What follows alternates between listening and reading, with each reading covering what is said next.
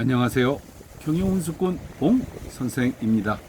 금해에는 경영자의 운영사고 변화에 대하여 말씀드리겠습니다. 본 내용은 경영운수꾼 봉 선생의 개인적 의견이므로 화면을 잠시 멈추고 읽어주시길 바랍니다. 현 저성장 시대에 고수익을 획득하기 위해서는 세 가지의 변환이 필요합니다. 세 가지의 변환의 관점에서 상기 사례의 경영자 격려서는 전혀 이상한 것이 없어 보이지만 사실은 모호하고 과거의 사고에 매몰되어 있음을 알 수 있습니다. 현재의 불확실성 시대에서 경영자의 말은 명확하고 상세한 데이터 기반의 방향성을 제시해 주어야 합니다. 과거 고도 성장 시대의 사고에 매몰된 경영자의 모호성은 조직 구성원들에게 혼란과 참여 회피를 제공하는 것과 같기 때문입니다. 따라서 경영자는 신운영사고의 관점에서 새로운 운영 방법과 방식을 정의하고 운영틀을 새롭게 구축해야 합니다. 그러기 위해서는 신운영사고 구축을 위한 6단계를 명확히 이해하고 있어야 하며 특히 상황인식 1단계에서는 상기 그림처럼 6개의 소단계를 머릿속에 완전히 인지 숙지하고 있어야 합니다. 그래야만 구성원들이 참여 회피와 혼란을 방지할 수 있습니다.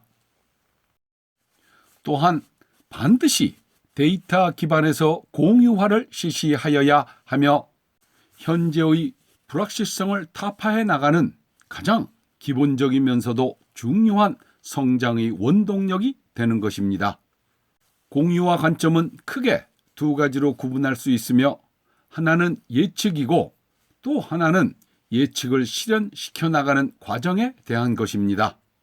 최근에 발생된 변화에 대한 실패 사례로서 철강 산업의 사례를 보면 예측에 대한 대응 미스를 확실히 알 수 있습니다. 과연 이러한 일을 몰랐을까요? 아닐 겁니다.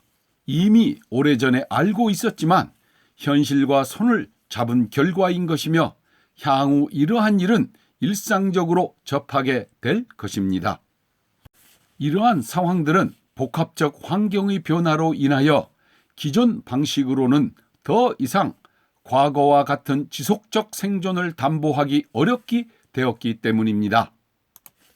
현재의 불확실성에 대한 대응으로 가장 먼저 경영자의 운영사고에 대한 변화가 무엇보다도 시급히 이루어져야 합니다.